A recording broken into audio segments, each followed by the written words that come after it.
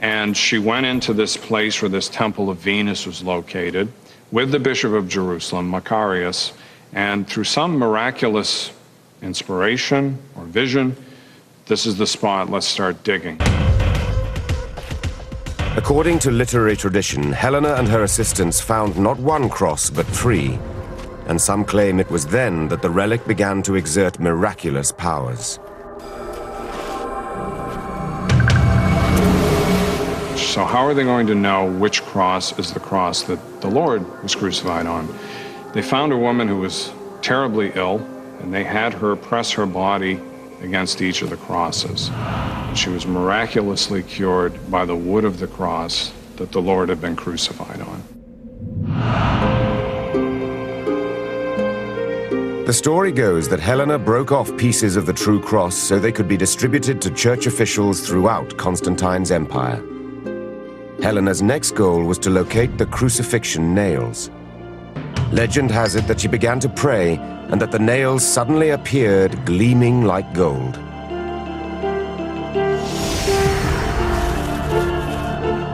Christians considered the nails to be among the holiest of all relics, as they were said to have pierced the Saviour's flesh.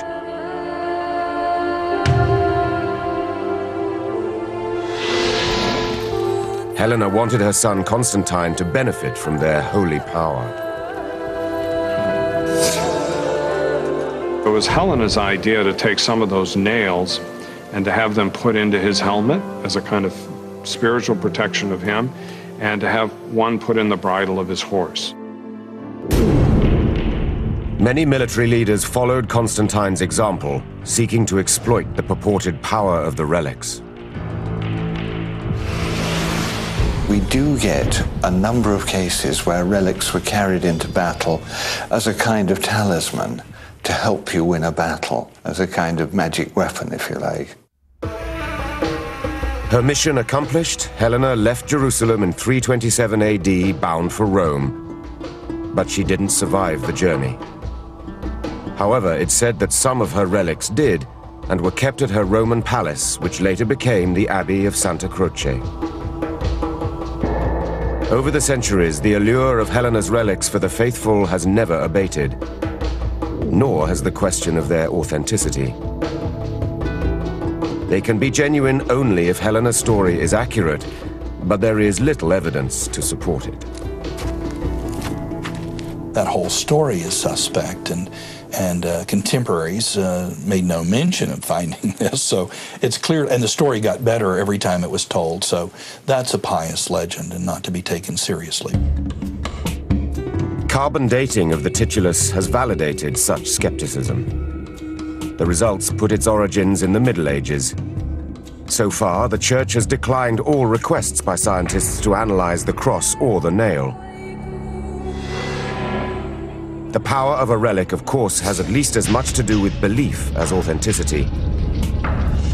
That was certainly the case with another relic of the Passion, one deemed so valuable it was used as collateral for an empire.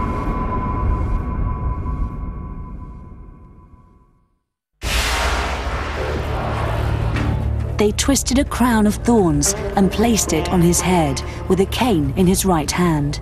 Falling on their knees before him, they jeered at him, "Hail, King of the Jews!"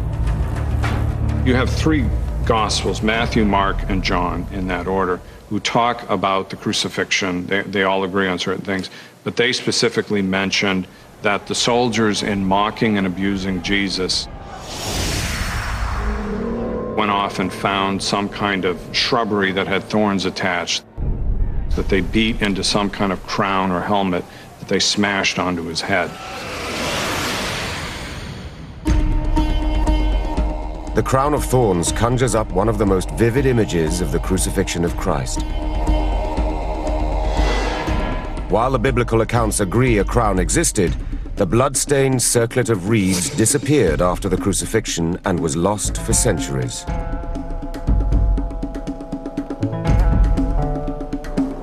Then in 570 AD came a sudden clue as to its whereabouts.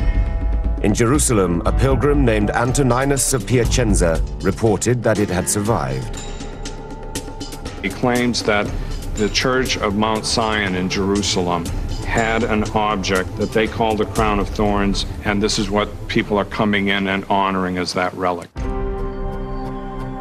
According to St. Gregory of Tours, who was writing at the same time, the thorns of the crown were still green, and their color was miraculously renewed every day. For the faithful, miraculous power still suffused the crown half a millennium later, when it surfaced again in Constantinople. But by then, the crown's thorns had been removed. As the actual points of contact with the head and blood of Christ, they were deemed so sacred that each became an individual relic, and they were passed from monarch to monarch. This dispersion of relics into separate pieces wasn't unusual in the Christian world. This parallels what Christians did with the bodies of saints and martyrs. What did they do? They dismembered them, which is grisly and ghastly to modern people to hear this, but they would take pieces of relics and disperse them so all of the Christian community could share in this divine presence. Meanwhile, the crown itself, even without the thorns, was still one of the most important relics in Christendom. Its value was so great that in 1238 it was even used to finance an empire. Baldwin II, the Latin emperor of Constantinople, gave the crown to the city of Venice as collateral for a large loan.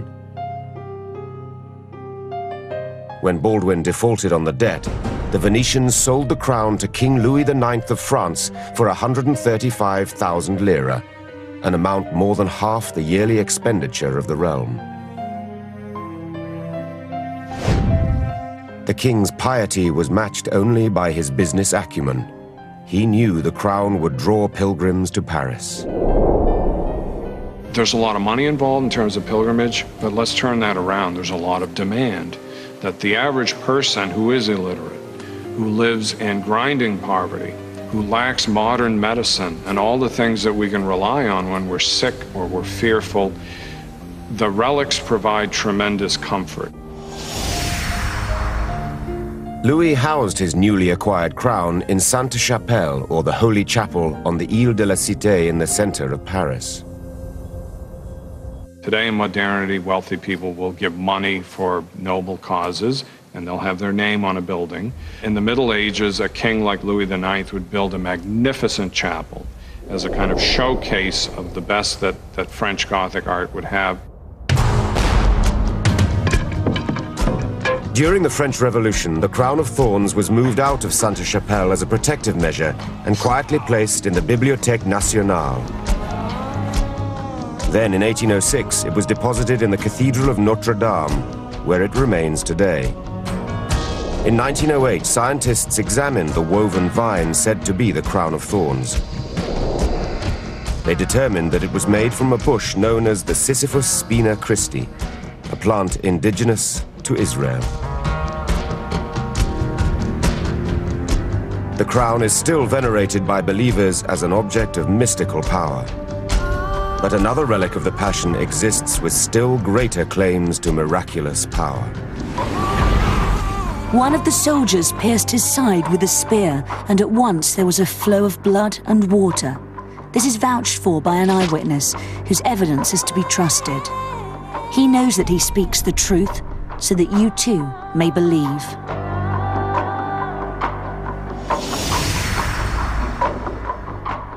The Spear of Destiny, believed by many to have survived the centuries to become the treasured talisman of Germany's First, Second, and Third Reichs.